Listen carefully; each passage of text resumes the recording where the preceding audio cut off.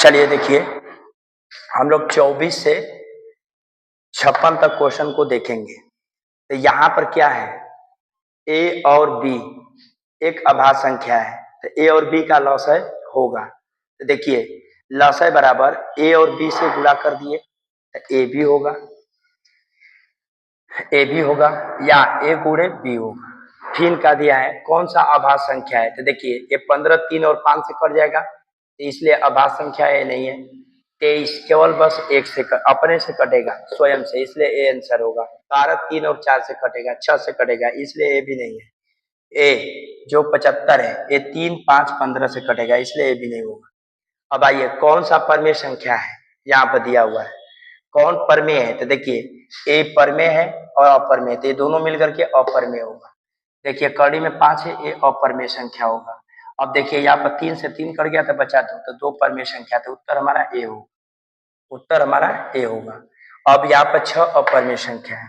आगे है, यदि 65 तथा 117 का मस है इतना दिया है, यानी यहाँ पर दिया है, तो क्या पूछा है, यम का मान पूछा है। तो हम क्या करेंगे, 65 को 13 गुणे 5 लिख देंगे, 117 को 13 गुणे 9। देखिए दोनों में क्या है, 13 आया, जो दोनों में कॉमन है, तो 13 ऐसे अब 13 हुआ। अब यहाँ पर ये दोनों का मस है, ए मस है और ए मस है, बराबर कर देंगे। माइनस में इधर है तो प्लस जोड़ दिए, इसको जोड़ दिए तो कितना हुआ 130, और यहाँ पर 65, तो 65 का 65 और 65 ना के 30 कट गया। अब आइए यहाँ पर कहा है अगला क्वेश्चन 49, सबसे छोटी अभाज्य संख्या और छोटी भाज्य संख्या का मस है। तो देखिए इसमें जो छोटी संख्या अभाज्य कहा जाएगा तो 2 है, अभाज्य संख्या कहा जाएगा तो 4 है, क्योंकि 1 नहीं होगा, 2 नहीं होगा, 3 नहीं होगा, तो अगला क्या होगा 4, क्योंकि 2 और 4 से कटेगा, इसलिए छोटी भाज्य संख्या 4 और छोटी अभाज्य संख्या 2, तो दोनों का मस है 2 होगा। अब आइए 2 और 10 और 20 का लसाअ और मसाअ का अनुपात निकालना है।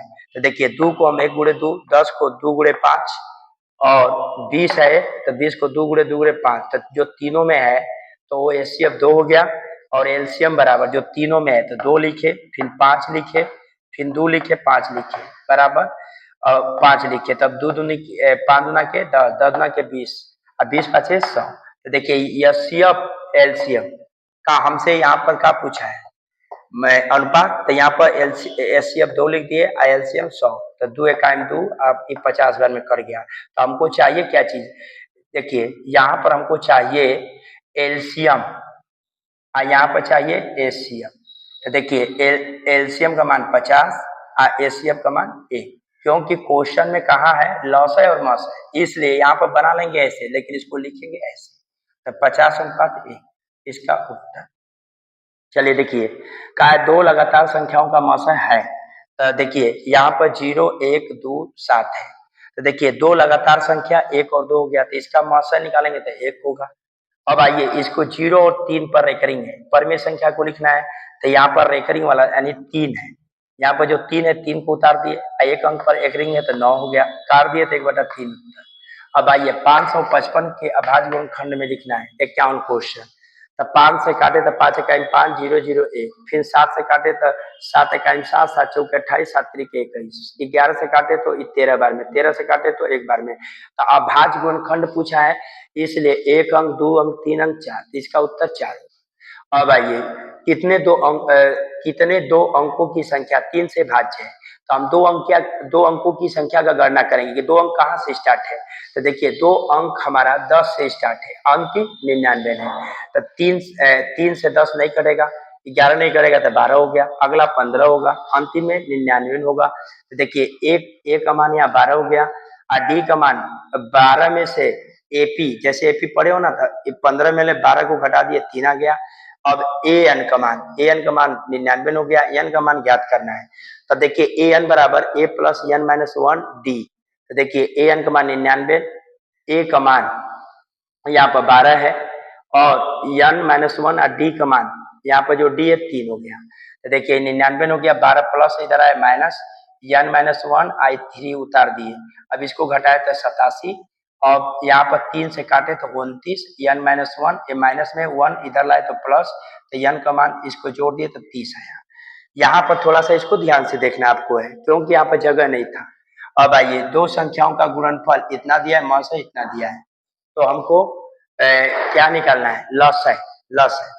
देखिए इसका मौसा निकालना है तो दो, इसका सूत्र क्या होता है, पहली संख्या गुणे दूसरी संख्या बराबर एचसीएफ गुणे एलसीएम। तो इसका मान, इसका जो मान है 8670, एचसीएफ का मान 17, इसका मान लिया यक्स, तो इसका यक्स का पक्षांतर कर दिए तो 8670 बटा में 17। देखिए 17, 17 पाँचे 85, एक बचा 17 का 17, ये जीरो, यानी यक्स का मान 510। तो लसा इसका 510 आया। अब देखिए ये अगला अगला सवाल 54, 6 8 22 का लसा और मौसा का अनुपात लिखना है। तो 6 को यहाँ पर 2 गुणे 3, 8 को 2 गुणे 2 गुणे 2, आया 22 को 2 गुणे 11। तो देखिए यहाँ पर क्या है, एचसीएफ, एचसीएफ में 3 को 2 है तो उतार दिए। एलसीएम में यहाँ पर क्या है, ये जो एलसीएम है तो इसमें एल दो जो तीनों में उसको लिखे, फिर ऊपर से 3 लिखे, फिर 2 गुणे 2 लिखे, फिर 11 लिखे। तब गुणा किए 3 दूनी के 6 के बाद में 24, ऐसे गुणा किए तो 264। तो एलसीएम और एचसीएफ पूछा है, तो एलसीएम यहाँ पर धर दिए, एचसीएफ यहाँ पर काट दिए, 132 अनुपात 1। अब आइए 96 में, यहाँ पर 96 में कहा है कि अभाज्य गुणनखंड है 96 का। तो देखिए 2 से काटे 96 को तो 48 बार में 2 से काटे, 24 बार में 2 से काटे 12। अब जगह नहीं है तो यहाँ पर कर दिए 12, 2 से काटे 12, 2 से काटे 3, 3 से काटे 1। तो देखिए हमको अभाज्य 96 का अभाज्य लिखना है, तो 1 2 3 4 5 यानी 2 के पावर 5 और 3 का वो है 1, 3 के पावर 1, तो इसका उत्तर ए होगा। इस तरह से हम लोग अगला सवाल यहाँ से अगला किए, ठीक है। आप लोग को थोड़ा सा यहाँ पर मेहनत करना है, ठीक है ना। हमारी मेहनत करने से कुछ नहीं होगा, ठीक है। यदि आप चाहते हो कि मेरा अच्छा नंबर आए बोर्ड में, तो ये ऑब्जेक्टिव को आपको अपने माध्यम से एक तो यहाँ पर समझना है बढ़िया से, और उसके बाद इसको समझने के बाद अपने से आप बनाइए, और इसका देखिए उत्तर और रिजल्ट और बेहतरीन होगा, ठीक है।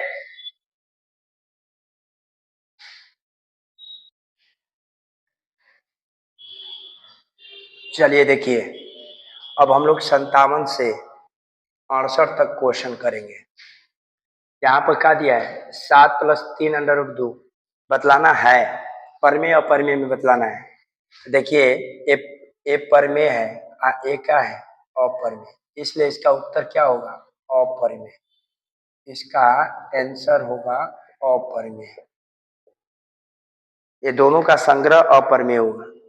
कौन सा परमेय है, इसमें पूछा कौन सा परमेय है, तो देखिए ए अपरमेय है, ए भी अपरमेय है, ए भी अपरमेय है।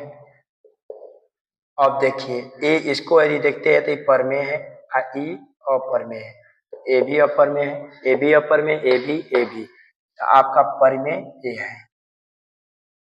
देखिए यहाँ पर 0 और 50 के बीच में सम संख्या बतलाना है, तो हम क्या करेंगे, देखिए 0 और 50 के बीच में सम संख्या बतलाना है, तो इसके लिए हमारा पहला 1 हो जाएगा, फिर डॉट डॉट डॉट डॉट 49 हो जाएगा।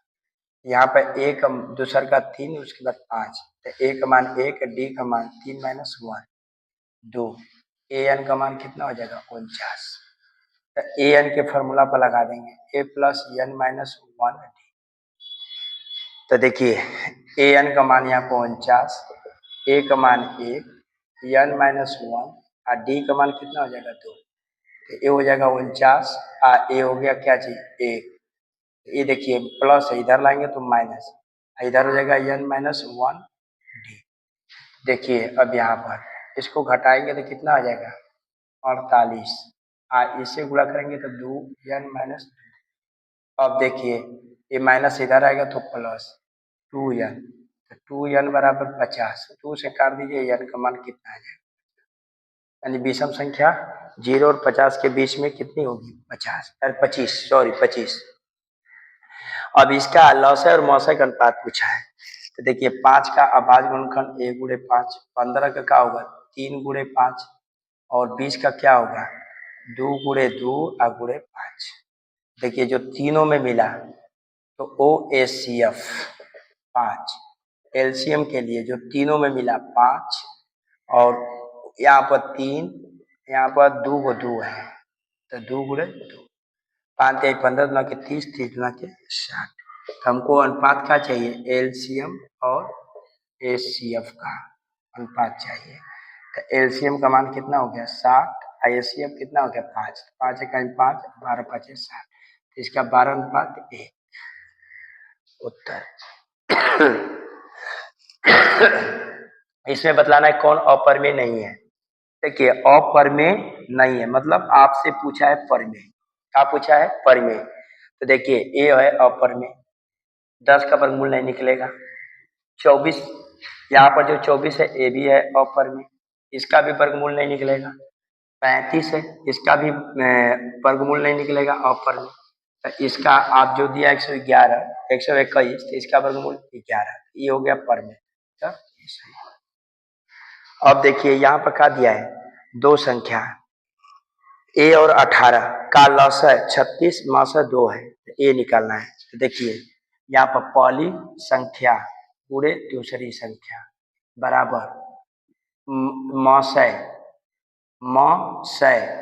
मौसय का मान 2 है और लौसय का मान 36। तो क्या करेंगे 18 से काट देंगे, 18 में के 36, ए बराबर 2 गुणे 2 बराबर 4, यही होगा उत्तर। अब आइए देखिए पी और क्यू अभाज्य संख्या है तो म से निकालना है। तो देखिए अभाज्य संख्या क्या है, पी का मान 1 ले लेते हैं, इसका 3, तो 1 और 3 का म से निकालना होगा तो 1 होगा इसका उत्तर। देखिए यहाँ पर पी और क्यू का रूप देकर के आपको कंफ्यूज करना चाहता है, इसलिए कहा है ना अभाज्य संख्या। तो ए आपका एक ऐसे ले लीजिए, कहा पी और क्यू अभाज्य संख्या है तो इसका क्या निकालना है मस है। तो देखिए पी का मान अभाज्य संख्या 2 हो गया पहला, दूसरा का 3 हो गया, तो इसका मस हमारा क्या है बन जाएगा। सबसे छोटी अभाज्य संख्या और सबसे छोटी भाज्य संख्या का गुणनफल, सबसे छोटी अभाज्य संख्या और सबसे छोटी भाज्य संख्या।